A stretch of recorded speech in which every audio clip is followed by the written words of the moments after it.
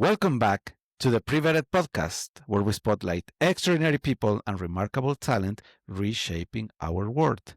Our guest today is Travis Summer. He's a seasoned HR leader with over 25 years of experience in human resources and more than 2 decades of distinguished military service.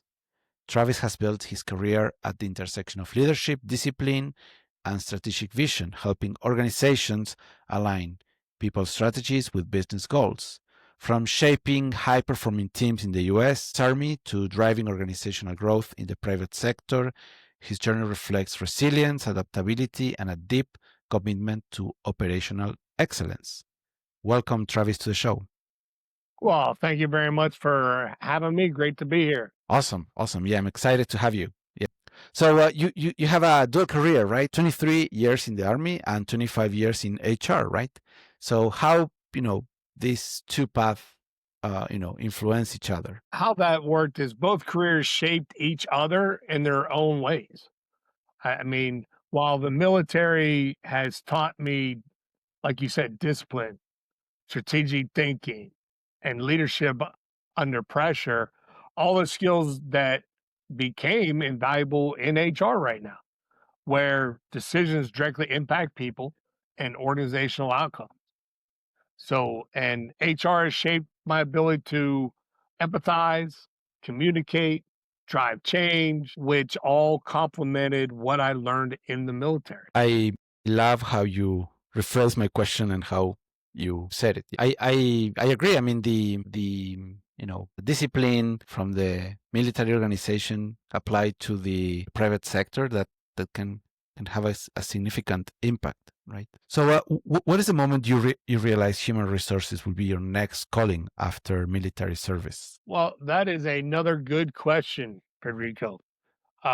Because after working closely with recruitment, personal management, training towards the end of my military service, what I found is immense fulfillment in helping people grow, aligning themselves with opportunities, shaping careers, helping their families out because now they have a job or they're looking to better themselves and their family. It just felt like a natural extension of what I was doing in the Army for 23 years. It's just in a different environment. Right. Yeah, and you think I think you mentioned it before about the attitudes of people and building change. I was thinking about when you were talking about that. I was thinking about having to fight through the egos of people, building agreements. I say fighting, but what I'm trying to say is that there's usually resistance to change, right? Maybe Correct. it's not egos, but still, So I can see how you can connect your military service to human resources. Yeah. So you served in the Army as a regional recruiting manager, right? And Yes, later yep. in operations, right? How did those experiences prepare you for the corporate HR leadership? Well, as a recruiting manager, it gave me hands-on experience with the talent acquisition side recruiting, workforce planning, and leading diverse teams across multiple locations. My later role in operations taught me the importance of efficiency, process optimization, and resource allocation. But together, what they did is they built a foundation for leading corporate HR functions where you have to have strategic workforce management and operational alignment work together in sequence because they are both very, very critical to the success of that organization. Right. Yeah. Do you feel that the efficiency is something that was you were taking? It was more of an importance in the Army than in corporate. You find a bigger gap in the corporate industry in terms of efficiency.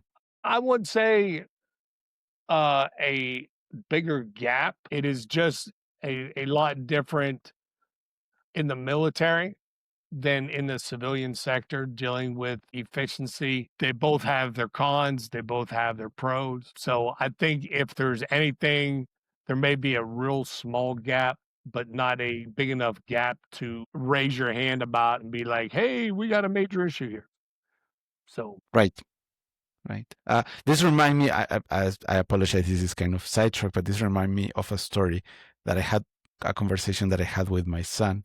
So he wanted to buy a toy, right? And he had some allowance, some savings. So he said, "I'll make you a deal. You put half, I put half, right?" And it was a big, expensive toy for him, right? So, and I was like, "I will do you one better." I'm paraphrasing because the conversation was in Spanish, but anyway, so yeah. So while I'm telling the story, I'm realizing why I'm struggling to tell the story, and I realized that anyway. So what happened is that I told him, you know what? I will give you a credit. If you take piano lessons for 6 months, then your debt for the half of the toy will be forgiven, right?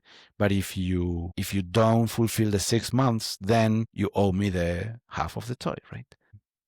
And he said, okay, I will do that. I commit to 6 months of piano lessons. How much does piano lessons cost? I don't remember. And then he started thinking about, he did the math and he realized,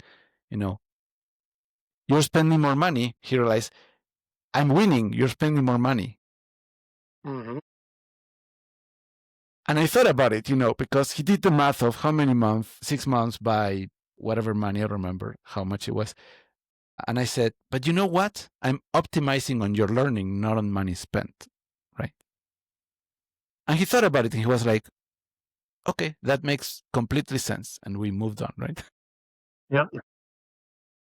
Anyway, when I was thinking about efficiency, I'm realizing that efficiency could be depending on which metric you're looking for, right? It could be money, it could be time, it could be, different things, right? If a business doesn't fulfill, it goes bankrupt, right? In the army is different because the complexity, I'm assuming, is, the level of complexity is much bigger because it's a much bigger organization, right? Right. Yes. But being a government organization, they don't necessarily have that bankruptcy. But on the other hand, if the organization fails, lives are at stake, right? So cost optimization might not be the primary emphasis in the army. Right. Yep. Most definitely. The only time you have to worry about that is if for some reason they don't pass the budget. Then you got to worry Right. about bankruptcy. Right. That's a bankruptcy within the team, right? Yep. That's it. Right. Right. So you have to work towards delivering. The teams have to work towards delivering results to prove themselves that they're worthy for the budget, basically. Right. Right. Awesome. So you emphasize aligning people's strategies with organizational goals, right? Can you share an example of when this alignment transformed results? Yeah. I mean, one example of Frederico that stands out is with my current company, with Anywhere Talent. What we did is we revamped the performance management system. So, how we did that was we aligned employee development plans with the company objectives. So, not only did we improve engagement, but also increase productivity and reduce the turnover rate. So, to me, that is a clear demonstration on how strategic human resources practices can directly transform business results. Uh, so dealing with the development plans was a quarterly performance review. Instead of most companies will do a yearly, we do a quarterly plus a yearly. We have daily check-ins with our team members. We do HR policy training. We do regular training. Regular training could be anything dealing professional or it could be a personal training. Could be on different subjects, of course. And of course, you have to have that one-on-one conversation with your team as well. So we also developed one-on-one on a weekly basis as well with our team members. So Right. with all that together, I mean, our turnover rate right now for Anywhere Talent is running roughly about 20%, which is low compared to most organizations. Yes. Yes. And what is your average tenure? Right now, we're averaging a little over a year. Nice. Yeah.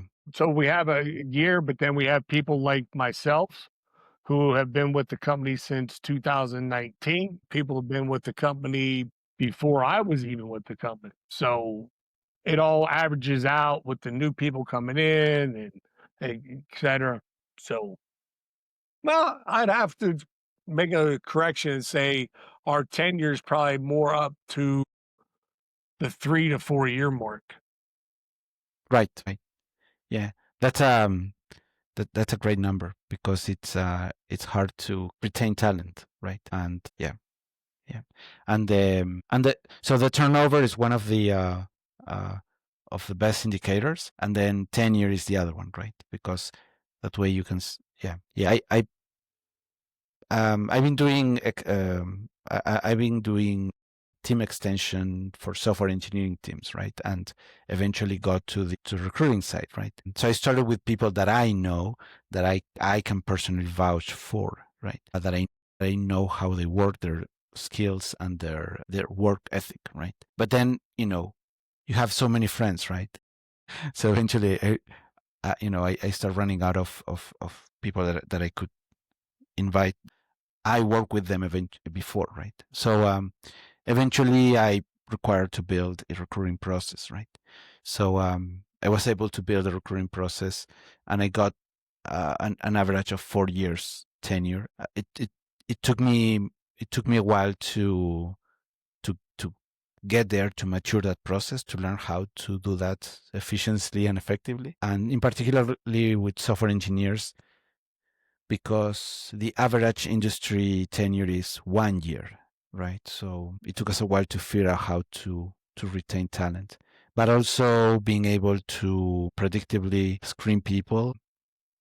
So basically, what I did and worked really well for us is I asked everybody on the team to vouch for the person that they're recommending, right? So if we have an unanimous vote, then we move forward with that person. If we don't, we don't, right? So with that, we had a 97% success rate for the last 5 years with every person that we present, right?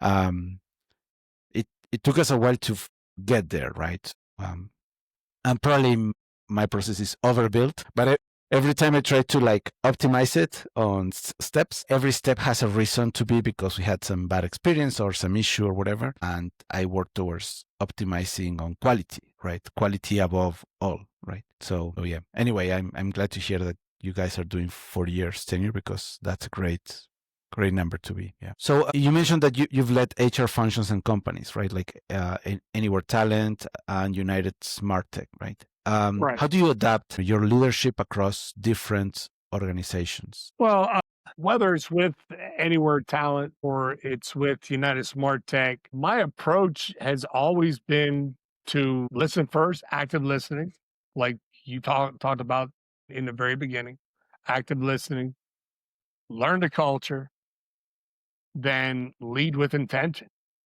I mean, every organization has its own challenges, own strengths. So I adapt my understanding to what motivates people, identify gaps, and create those HR strategies to complement the company's vision. Right, right. It's active listening. It's a great way to build this rapport, and because at the end of the day, if you come down imposing your way to a new organization, that's most likely to fail, right? You need this balance of, sensitivity, but also, I call it stubbornness. Probably this is not a good word, but yeah.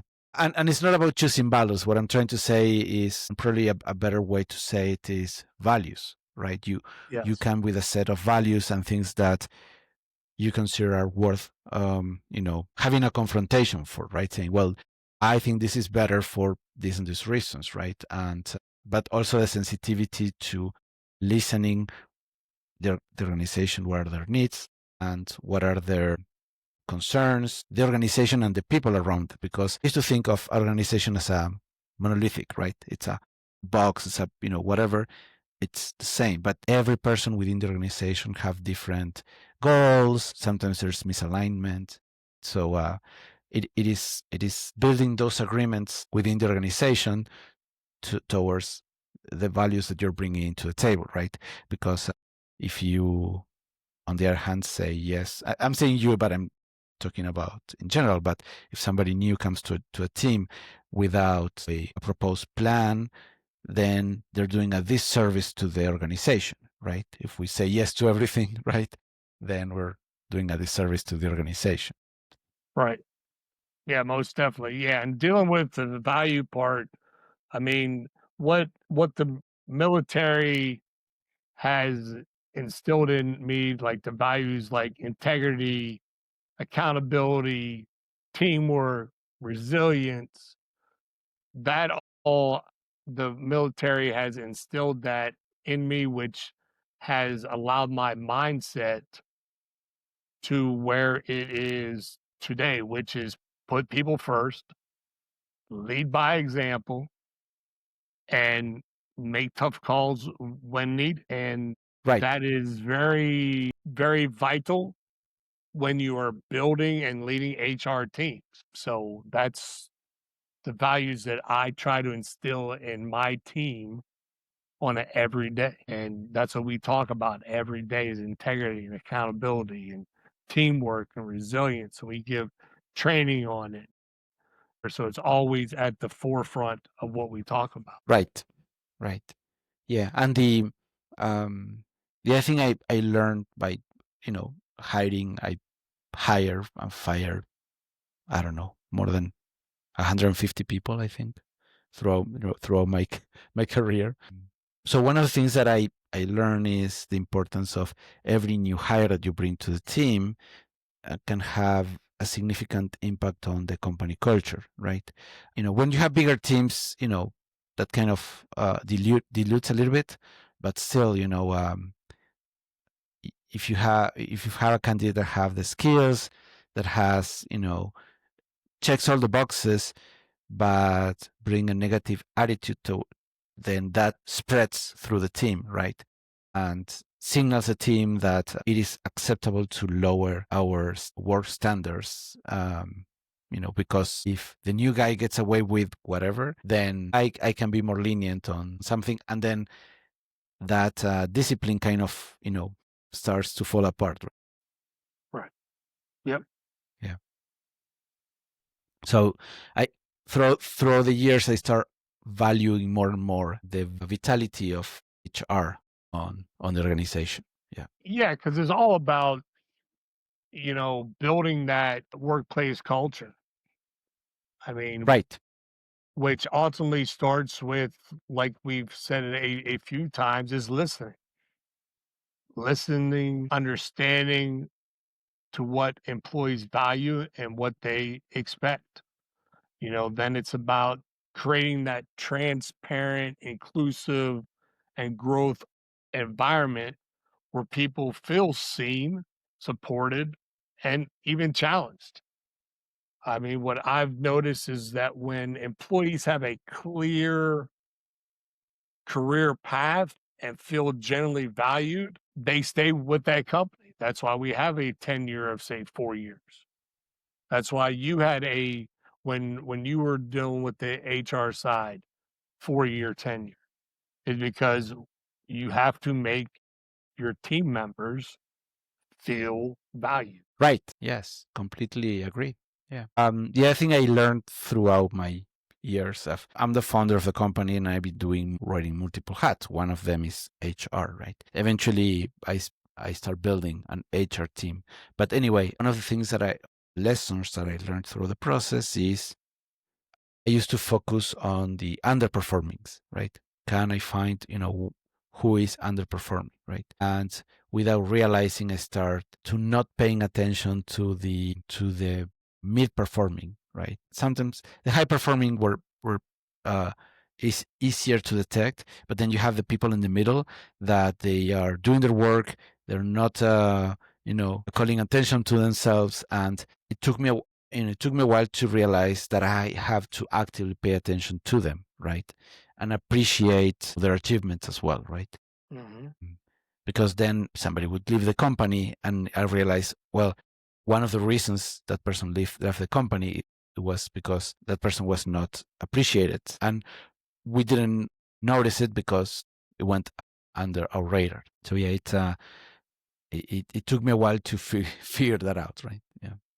Well, it does. Yes, it does. Yeah. So how do you approach building workplace cultures that not only attract but also retain top talent? Well, pretty much what we just talked about is you have to have or let the employee have a environment where they feel like they're being seen and they're supported and they're challenged, and give them a clear career path that will allow them to feel valued. If an employee feels valued, they'll stay. Right. Right. Interesting. So looking back, what were the toughest challenge you navigated? What lessons did you learn from those situations? I'd have to say the going from a in-person office setting to remote, along with the rise of technology, AI being utilized in the workplace, having to rethink the traditional HR practices from onboarding and engagement to performance management and compliance. What that's taught me or helped me fine tune is my skill uh, of adaptability, because in nowadays you have to be adaptable. So it's not really one of those optional things anymore, So, uh, yeah. So it's dealing with the remote workers and the use of technology. Right. Right. Yeah, AI is growing, so fast. I mean, as a software engineer, I was used to have this. I call them industrial revolutions, right? But basically, that you need to reinvent yourself as a software engineer, right? Um, Similar to a boxer or a soccer player, right? That they have a short lifespan, right? So software engineers have the same issue, and they have to reinvent themselves because new technology comes in, so now you have to learn a whole new set of things, right? And sometimes it's a paradigm shift, right? Mhm. But then now with AI, this is affecting all industries, all roles, everywhere. As you mentioned, is creating this adaptability. People have to adapt to this new technology, right? So I can see how that is becoming a current challenge for the role. Yeah. What other challenges do you see with AI within the recruiting and the screening? Well, other challenges would have to be to ensure that we don't overuse AI, meaning you could use AI to pretty much do anything from finding the people to talking to them to even hiring them. But people still need that interaction, that conversation between people and people. So that's where I think that we just need to be careful on that we still have that interaction, because we are social animals. I mean, Right, so we have to have that conversation. We have to have that social ability. That would be the drawback, is the overuse of AI. right, right. Yeah, I people has been afraid. Oh, AI is going to replace my job, and I don't think that's necessarily true. At least not on the current stage of AI. But people using AI are going to replace people not using AI, right? Right. So that's on one side, but then on the other side, if you if people use overuse AI, organizations overuse AI, and they lose that personal touch, then it's a very daunting future, right? Right. Yeah, yeah, and the tendency of working remotely, the social networks that are making us more socially isolated, right? And then we don't have social support that we used to have, when you go physically to work, right? That creates a challenge for people, right? Yeah, I can see that happens. I've seen people using AI to cheat on their interviews. Have you experienced that? We have not experienced that. I've heard of that as well, but there's slight ways to do it. Most of the time, all of our interviews are via Zoom calls, so it's a face-to-face interaction, and so that pretty much the option. Now, I'm sure it can be done, like you said, it has been done. So I can see more of that being when it's, say, a phone call Right. where you Right. can't see the other person. I've seen more and more elaborated ways to, I call it cheat, using AI for interviews. And, like if I'm looking at the camera with the webcam, right? And then they put a phone just right below it. So it looks like you're looking at the camera, but you're actually looking a little bit below, right? Similar to a teleprompter, right? Of sorts. I've seen people that replace a whole image with a avatar that it's pretty sophisticated. Yeah. Huh. And one of the ways that I've seen people can identify that is you can ask, can you wave your hand in front of your face? Because right now the agents cannot do that, right? Eventually they will be able to figure that out. Right? All right. But yeah, and then the other one that I've seen is that the person is real, the video is real, but then there is a process that modifies the lips to sync with what the AI is saying. So you're actually seeing a human, but there is an agent answering, right? Okay. Yeah. At the end of the day, I think that there are many ways to detect, that, because those are mechanisms to cheat on a very specific way for a very specific type of interview, right? But the moment you start changing the dynamic of the interview, right, or if you start asking more specific questions, right, what happens is that the LLMs, doesn't have a lot of experience. They are average of everything, master of none. So if you are asked more specifics about the answer that they gave you, that charade starts falling apart, right? Because even if the human intervenes, right, but doesn't have experience on that, then doesn't have anything to back it up, right? There are ways that are, I wouldn't say simple, but it's based on behavior-driven questions, and talking more about experience, talking about particularly in project, talking about specific challenges, right? The specificity basically breaks the whole thing, right? So for me, the issue that I have, or what is my position on this subject, is that the cheating with AI is about the deception, right? It's about the lying, right? That for me is the issue, right? And it wouldn't make sense to hire somebody that is lying on an interview, right? But then on the other hand, if I'm being interviewed and I say, well, I don't know the answer, but this is how I would look it up using this AI product, or using this prompt, or whatever, then I can be honest that I'm using AI to augment my work, right? Or to automate my work, right? Then that becomes a productivity boost, but it comes from a position of honesty, right? And I think that's the differentiation, right? Or even if during the interview, a candidate is using AI, right? But on the open, not under the table.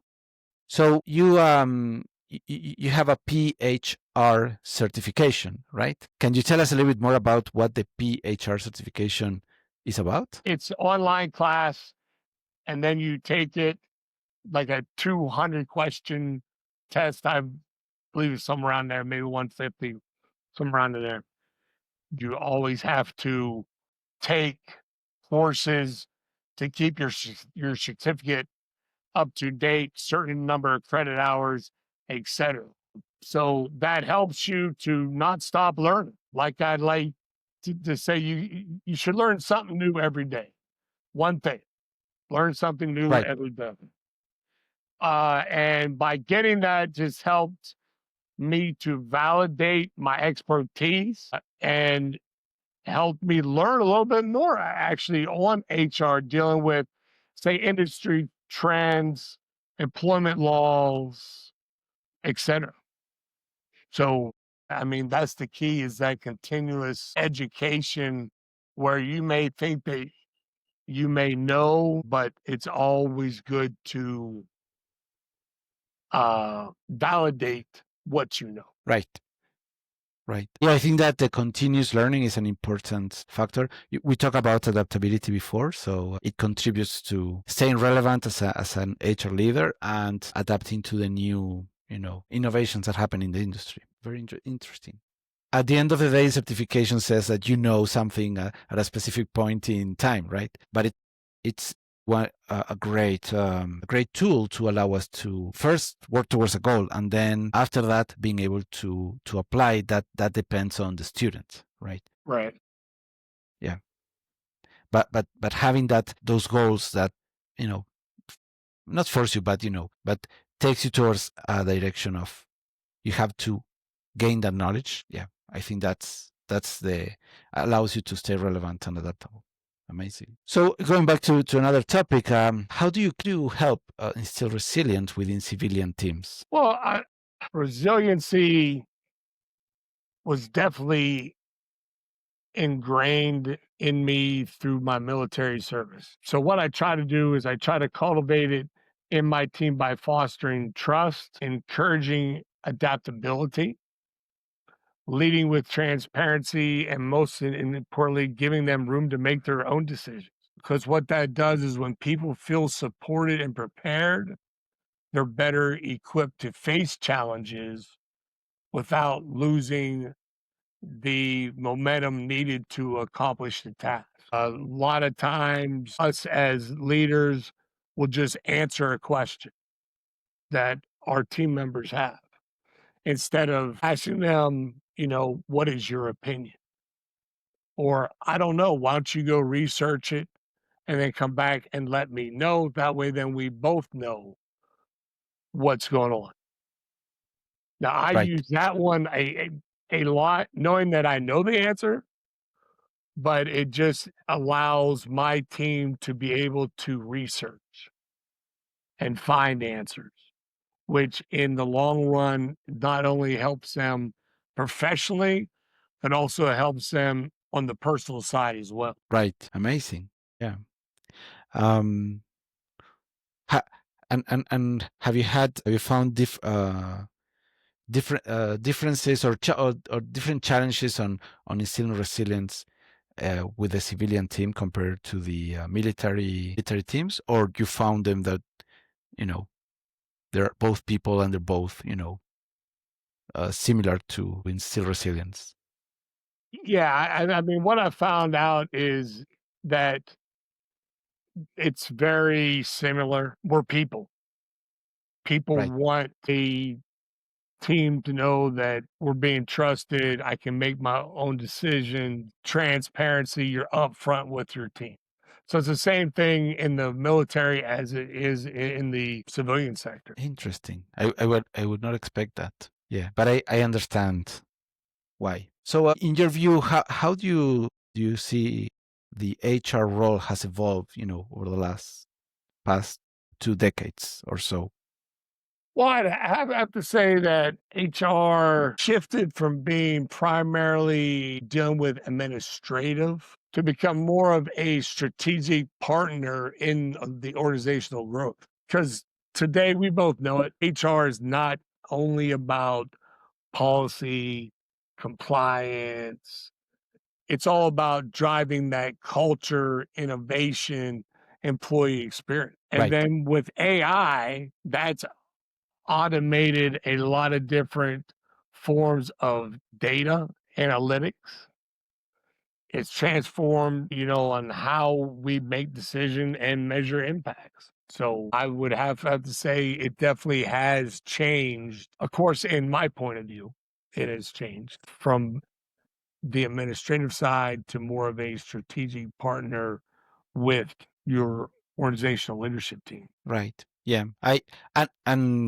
This what you're describing is aligned to my experience with HR, right? How I appreciated HR more as a partner in the business rather than, I used to look at HR as an administrative department, if you like, right? Right. So yeah, I can see how that happens. Yeah. And that's kind of why I start having more and more appreciation to HR, because in my view, the value that they start adding to the business and the organization has increased, right? And it Right. became more complex and subtle and nuance, not subtle, nuance, right? Yeah. So what advice would you give to veterans transitioning into HR or other corporate leadership roles? Well, I would just say that to have a open mind, because the military equips you with different values, discipline, leadership, resilience, adaptability. But stepping into the corporate world also means learning, new ways to work, new culture, new ways to work, be open to new experiences, new perspectives, and of course, the interaction with meeting new people.